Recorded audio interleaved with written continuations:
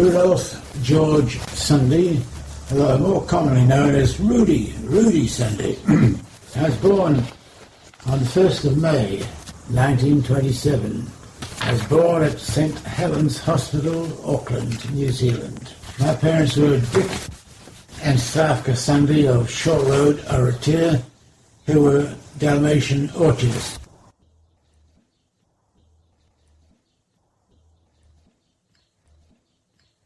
Dalmatia is the maritime province of Croatia. Croatia is a Balkan country. In the 19th century, right up to the end of the First World War, it was governed by Austria. Austria claimed it as part of their territory. That meant that Croatia was governed by Austrian laws, and this did not appeal to many young Dalmatian men. So, especially when Austrian laws, when the young man became 18, he was conscripted into the Austrian armed forces. That might have been the Navy or it might have been the Army, but young Dalmatian men did not like to be in the Austrian armed forces, so many of them migrated to Americas, South Africa, Australia, New Zealand, and so forth. It was part of the worldwide migration of peoples from Europe. They're going to seek better life elsewhere.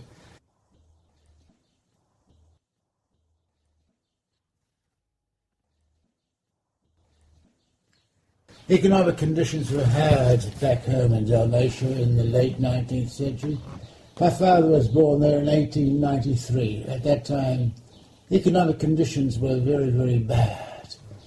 My father was one of 10 children, a big family. His parents only had a small property, so he was more or less forced to go overseas to seek a better life elsewhere. So my father had an older brother who came to New Zealand first, and then my father joined him a year or so later. My father came here in 1908, over 100 years ago.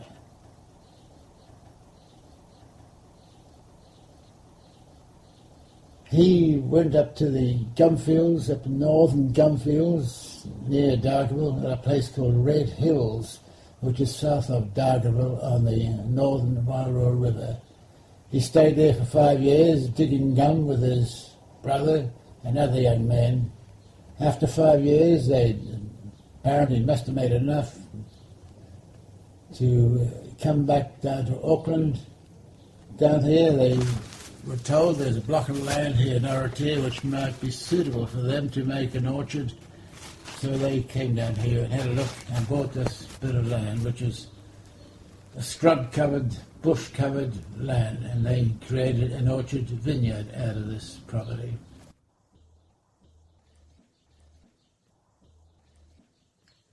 Making wines is a traditional part of the culture of Dalmatia, because every householder there would have had a few vines, and he made his own grape wine. Mm.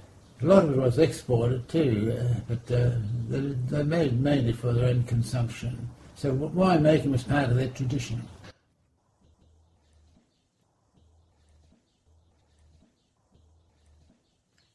Well, it would have taken a few years because they would have had to clear the land of the scrub and the bush that's standing there.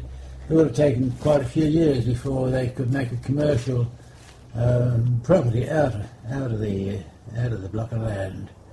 So it is a hard, slow task.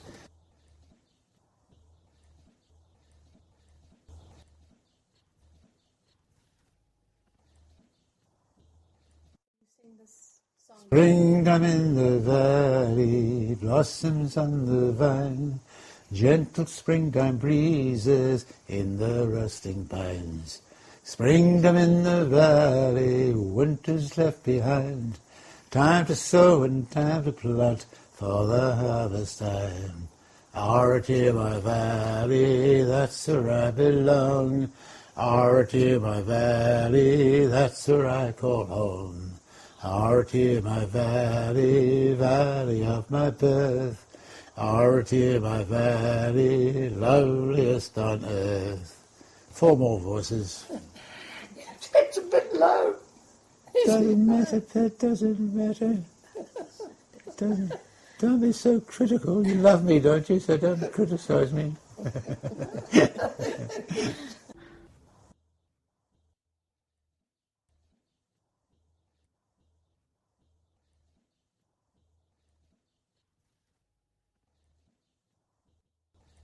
Actually, my father bought the property with his brother, and at part of the time, my father had to go elsewhere to find work to make some money, and he left his brother behind to keep on clearing the land.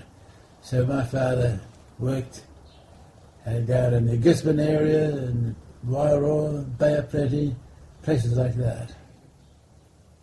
It'd be the 1920s.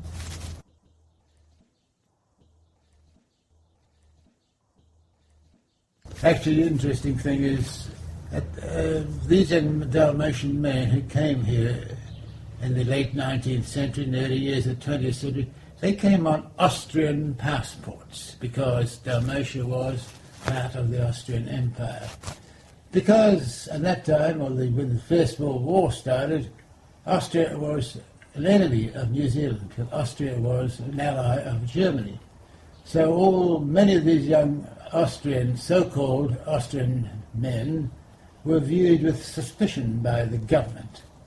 And many of them were interned, just to make sure they didn't cause any trouble. But some of these young men, like my father was one and his brother Phil, had become naturalised New Zealand citizens. So they were not interned like the others who were not naturalised.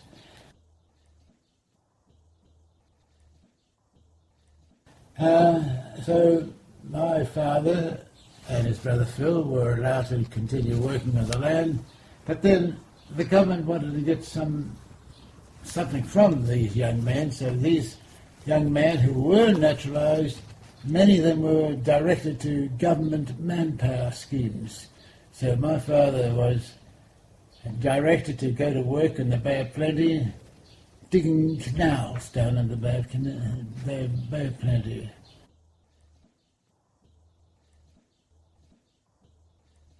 I have one. My father was a keen photographer, and luckily he took some photographs of various aspects of the work that he was involved in. And I have 1 or 2 photos of him in digging this canal. So this was during the war years, and they were just allowed to stay in New Zealand there.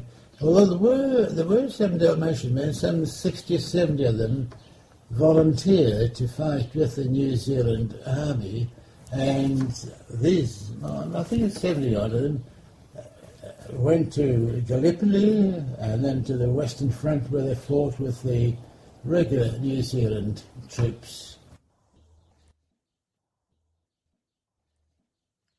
No schooling for him. He was lucky to have had a basic primary school education back in his homeland of Dalmatia. There's no schooling when he came here. He came here as a 15-year-old lad, and no schooling for him. He just went straight into the workforce and started digging gum. And like all the young men from Europe, they had to learn the ways and means of living in a new country, and that meant learning the language. And they picked it up. These are young men, but they were mostly fairly talented, clever young men, and they didn't take long to pick up the language.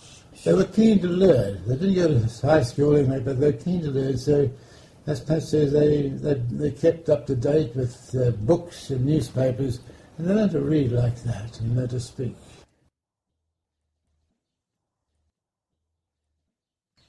They didn't start the winemaking straight away. They had to clear the land.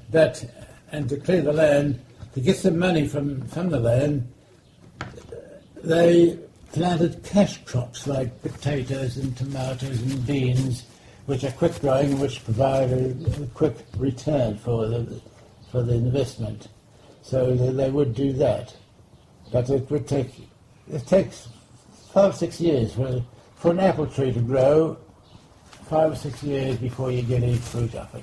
And the same with peaches. It takes 4 or 5 years to get any fruit. So you've got to be patient when you're developing an orchard. So that's why they grew these cash crops to provide some ready income.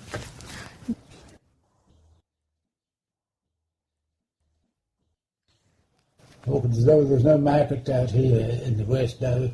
Everything had to go to Auckland. Carters would have been professional carriers who transported products to the Auckland city. I don't remember a time when there was not a professional carrier operating here.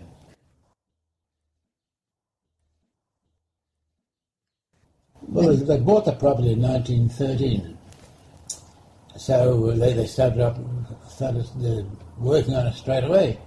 And that would have provided many, many difficulties for them, because just imagine, if this was covered in bush and you bought this, you have to start working here. What do you do first of all? You need protection for yourself. You need living quarters. So what they did originally, got a tent. They lived in a tent for a number of years, and then they built a shed, a small shed. One half of the shed was their living quarters, and the other half was for storage of their tools that they needed for working in the orchard. Well, what would be an orchard. Yeah.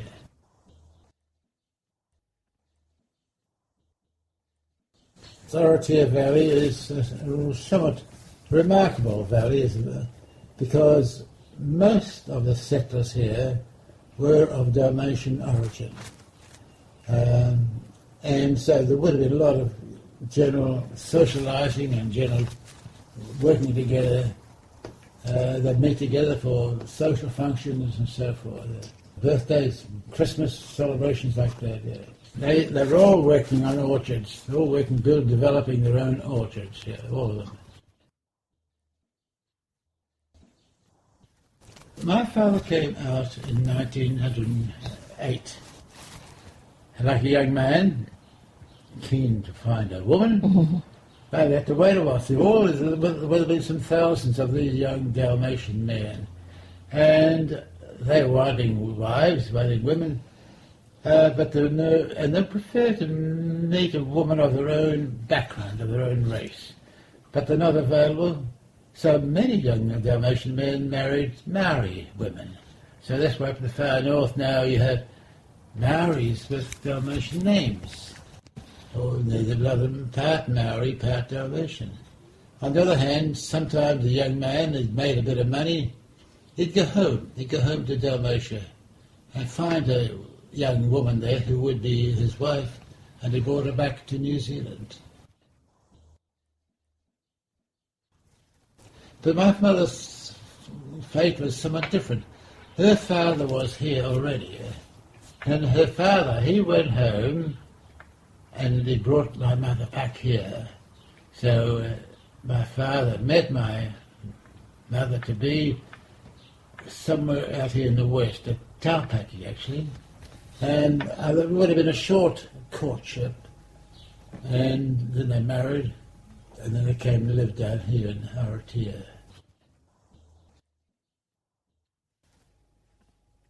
My father and his brother built a house jointly, and Phil and my father lived in this house.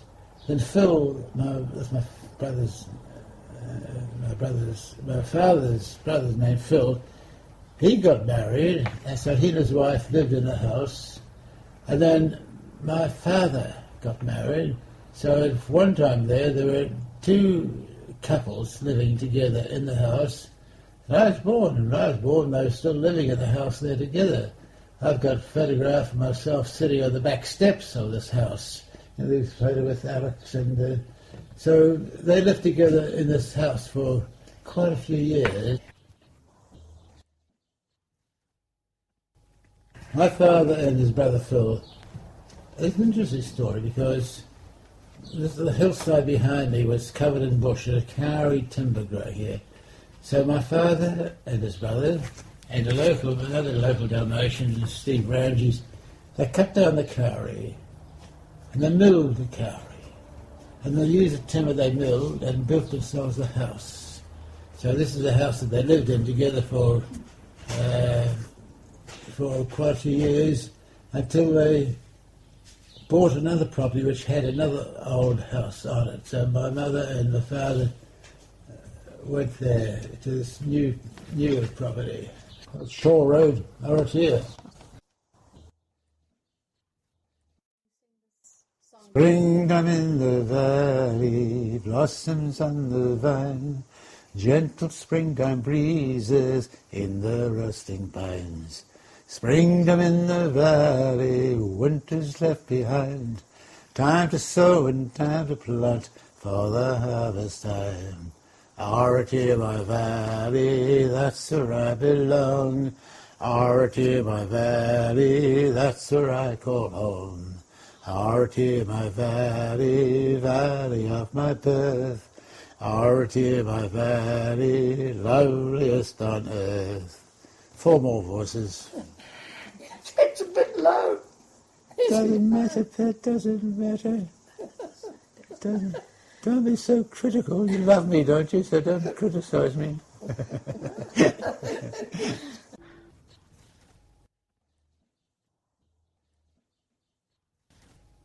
Yeah, Victor Michael Sunde, 10/11/27. My father came in 1907. No, 1906, sorry. And he brought Rudy's father out 2 years later. He came 1908. Well, why they came in the first place was because they had too many children in the family. There were 9 or 10 children, and my father was the oldest. And so they had very little money over there and very little land in the little village they came from called Podgora, which means below the trees. That's what it means in English, you would say. So they had to do something, and it came to New Zealand, when my father came first, to dig kauri gum. You know, pretty young. He's only 16 years old, you know, so he's a very young man at 16. After about 7 years, he was up in the Dargaville area. That was the area they were working in, around that huge area. And he came back to Auckland and came to Oratia, next to Henderson here. Mainly because there were a few others from the same village and related. They were here 1 or 2 years before that. And that was, so he came here, bought a block of land.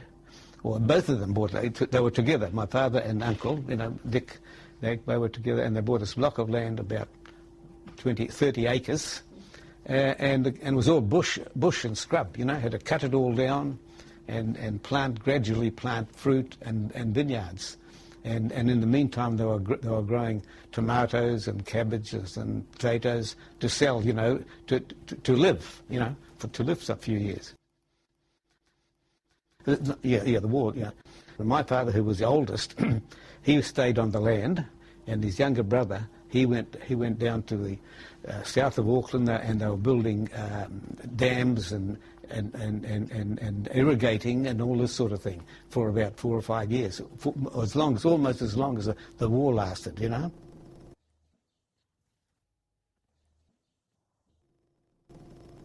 That's what they knew they came from. You see, they used to grow vineyards in Dalmatia. They had vineyards, they had olives, they had figs, and that's about all they did have. Springtime in the valley, blossoms on the vine, gentle springtime breezes in the rusting pines. Springtime in the valley, winter's left behind, time to sow and time to plant for the harvest time. Oratia, my valley, that's where I belong. Oratia, my valley, that's where I call home. Oratia, my valley, valley of my birth. Oratia, my valley, loveliest on earth. 4 more voices. It's a bit low. Doesn't matter, Pet, doesn't matter. Don't be so critical. You love me, don't you? So don't criticise me.